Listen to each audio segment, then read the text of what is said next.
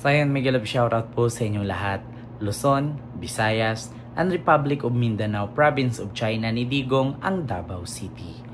Ngayon mga kababayan, meron po tayong panibagong vlog, panibagong content, panibagong balita. Na kung saan mga kababayan, eto na nga. Actually, alam naman po natin na ang pula at dilaw ay halos 3 dekada na, na magkaaway.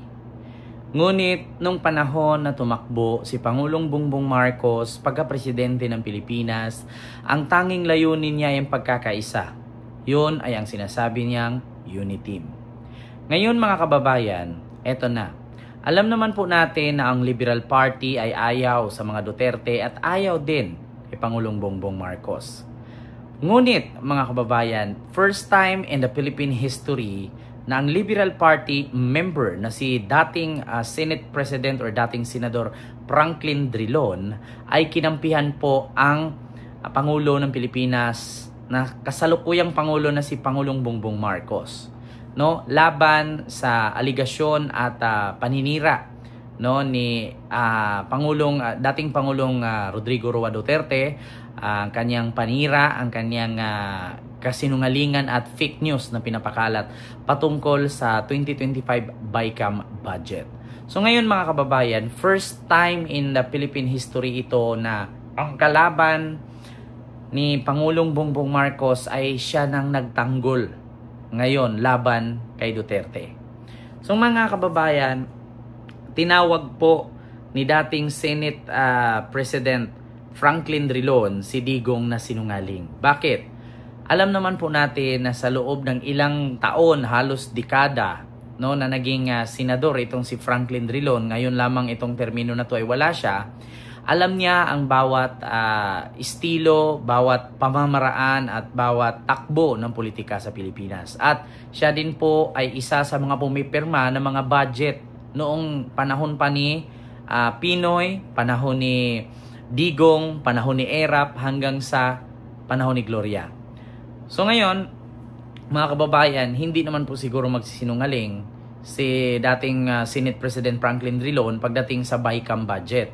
So ngayon mga kababayan, pinagtanggol po dito ni dating Senate President Franklin Drilon si Pangulong Bongbong Marcos kung paano at anong kalakaran pagdating sa budget ng 2025. Aniya pa nga ni Senate President Franklin Drilon, ex-senador, ang sabi niya, hindi tanga, hindi bobo si Pangulong Bongbong Marcos na pipirma na lang ng ganun. Hindi naman po baliw at hindi po nawalan ng isip ang Pangulo ng Pilipinas. Hindi naman po ulyanin ang Pangulo ng Pilipinas na hindi niya alam yung kanyang pinipirmahan. At bukod sa kanyang pinipirmahan, iyon na po yung pinaka-final report na pinipirmahan ng Pangulo. So yun daw pinakita ni Digong, ibig sabihin yun po ay mga sample report lamang. Hindi pa yun yung final. So yun po, pakinggan nyo po mga kababayan, pindutin ko po yung video, panuorin nyo po, intindihin nyo po mabuti ang sinasabi ni Drilon para hindi po tayo ma-fake news ni Digong. So ito po, panuorin nyo at pakinggan nyo. Naging chairman ng Committee on Finance at kahit hindi ka chairman ng Committee on Finance, isa ka sa talagang matyaga at masipag na nag-scrutinize o na-examine sa taunang pambansang budget. Ang gusto ko pong itanong, dahil may controversy ngayon sa 2025 budget, uubra po ba na mayroong blank lines o blank items sa budget? Sa akin po, ang importante dyan, na ang enrolled copy o yung printed copy ng budget, yan po ang pinirmahan ng Pangulong Marcos. At wala po maka-question na yun, wala naman po blanco dun eh. Kaya sa akin po, valid ang budget. Hindi po pinadala kay Pangulo Marcos yung Bicameral Conference Committee report at talagang hindi po pinapadala yan. Ang pinapadala, printed enrolled copy. At kung ano yung printed enrolled copy, yan po ang controlling, yan po ang pinirmahan ng Pangulong Marcos. Kaya wala pong diferensya doon. Lahat. Wala namang blanco doon. So, wala pong question doon. Ang sinasabing blanco ay sa Bicameral Conference Committee report, hindi naman po pinapadala sa Pangulo yan at hindi inaktuhan ng Pangulo yan. Ang inaktuhan niya, yung printed enrolled copy. So ngayon mga kababayan, narinig nyo po na hindi basta-basta ang pipirmahan ng Pangulo kapag kulang-kulang na may mga blanco. Ang pipirmahan ng Pangulo ay yung mga printed official report. So kung may kulang, hindi pipirma ang Pangulo dyan. Halimbawa, yung budget ng ganito, budget ng ganyan, budget ng ganon, na may naiwan pa, may hindi pa naaayos yung pagkatutal, hindi po pipirma si Pangulo dyan. No? So, yun palang hawak ni Pangulong Bongbong Marcos na 4,000 pages. Yun na yung pinaka final and conclusion report. No? So, yung hawak ni Digong, yun po yung mga sample. Kumbaga, kung sa baluta yan, hindi pa yan yung final ballot, sample ballot pa lang yung hawak ni Digong. So, sa madaling salita, naninira lang talaga si Digong. No? So, ngayon, mga kababayan, bigyan ko po kayo ng clue. Actually, meron po akong vlog nito, ibang topic naman. Pero gusto ko lang isingit dito. Alam nyo ba kung bakit si Digong kinalaban niya yung patungkol sa blankong budget ng BICAM 2025 na budget?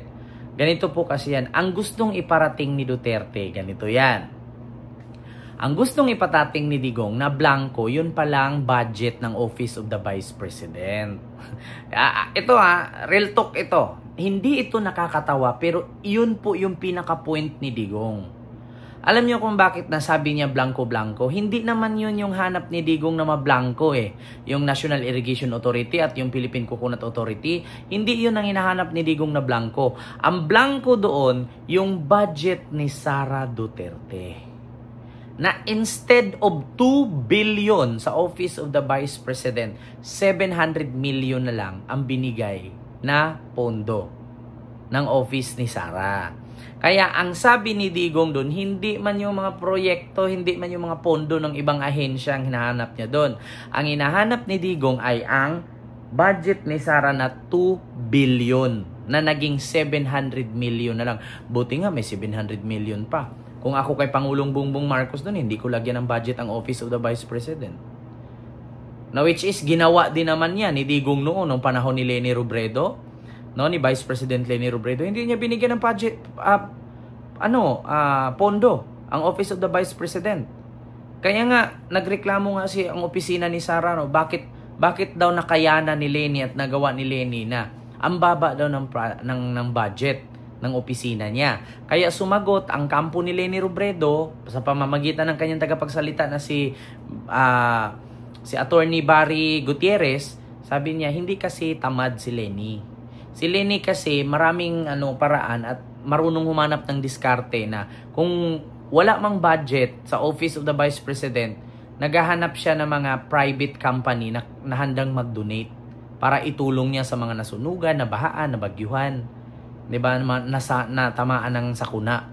So, yun ang sagot ng kampo ni Leni Robredo. Hindi naman dito usapin ang budget, usapin dito yung liderato. It's not about the budget, it's about the leadership. Kung paano ka mamuno, kung paano mo gampanan ang iyong trabaho bilang public official. So, tamad kasi si Sara, hindi marunong maghanap ng diskarte. So, yun po yung kadahilanan. Hindi hinahanap ni Digong doon yung pondo na blanco. Ang hinahanap niya doon, bakit naging 700 million na lang ang 2 billion na proposed budget ng Office of the Vice President? Bakit?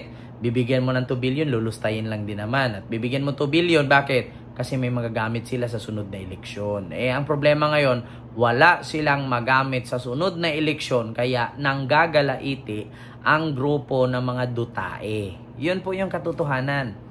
Kaya binira ni Duterte si Pangulong Bongbong Marcos dahil hindi lang niya ma-point-point.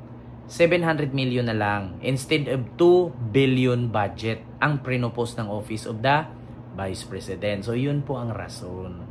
Kaya, so yun lang mga kababayan. Huwag niyo pong kalimutan mag-like, mag-share, at mag-subscribe. At i-follow ka sa aking Facebook page, TikTok account, and YouTube channel. And see you next vlog. God first. Thank you.